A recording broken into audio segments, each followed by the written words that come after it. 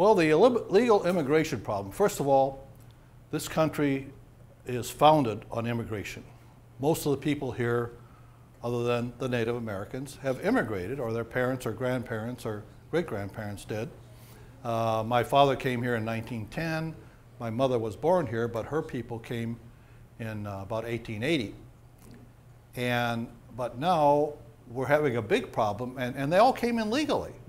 My father came through Ellis Island, everything was, okay. Now we've got this huge problem with people just coming across the border. Well, I've studied this quite a bit, and we have enough laws dealing with this problem. The biggest problem is that we're not enforcing the laws, and I've got to tell you that there are one of the parties, the one that's in power in this country now, is very interested. Well, let's put it the other way around. They're very interested in not enforcing the laws. They are facilitating the illegal immigration.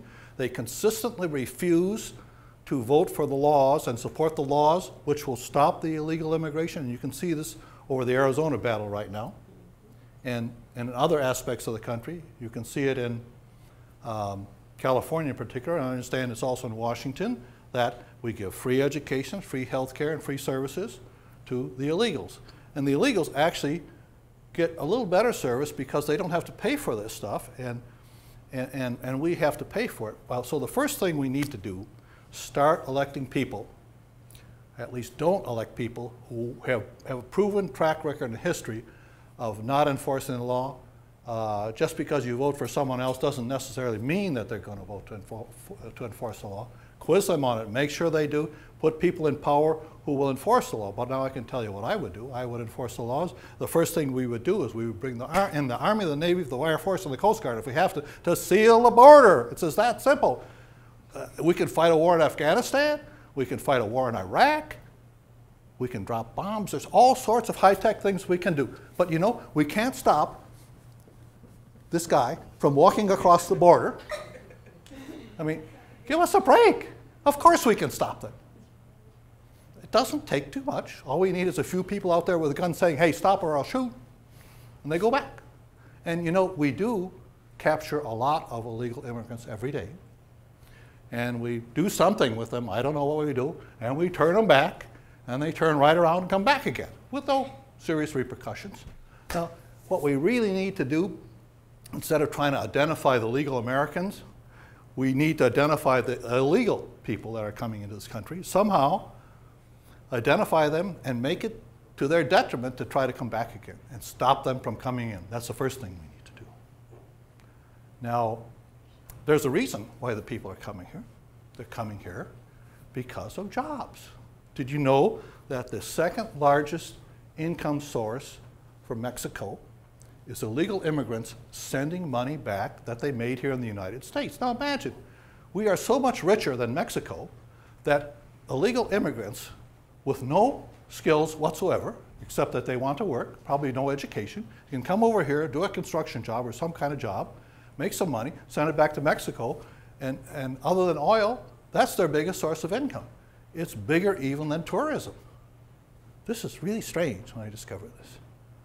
So, why are the illegals here? Well, they're here because of jobs, because there are American employers that want to employ them. Well, maybe if we had a better working environment for American workers, fewer regulations and lower taxes, maybe the employer could hire legal Americans instead of illegal Mexicans to do the same job.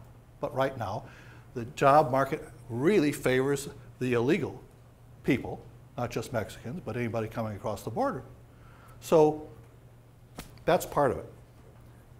And the American companies that are hiring these people should be not allowed to do this. They can put in an order down in Mexico. There are companies down in Mexico that will take an order for so many people to do their work, and they do it. Now, there is a way of doing this legally on a temporary basis. California had something called the Bracero program a number of years ago, and that allowed for temporary workers to come across the border to work on the farms and wherever it was that they were needed, and then go back again. Well, they ended that program, and so now, well, what will the farmer do and for political reasons, actually. And what will the workers do? Well, they were standing there on the border and say, well, they need us, we'll just go. So they walked across the border, just like they are now, and they come over and they start working. But now they're not going back. They become part of our culture and fabric. You go down to East Los Angeles these days and you hardly find anything written in English anymore. It's almost everything's written in Spanish. They're taking over because of this problem. So, like I say, the first thing to do is to stop them from coming in. And now we've got a really big problem because all these people are here. Now, what do we do with them? So it's a big question.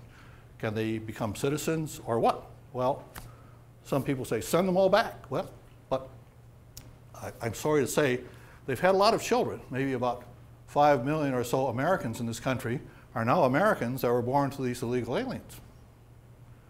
Are you going to send the parents back without the children? Boy, we're going to have one heck of a child care problem, I tell you, trying to raise 5 million kids that can't speak English. I don't think that's very practical. The Supreme Court has not yet ruled whether these children are really American citizens or not, because the people came here illegally, and so are their children legal citizens or not? And this is a question that the Supreme Court, I feel, has to rule on before we can decide what we're going to do there.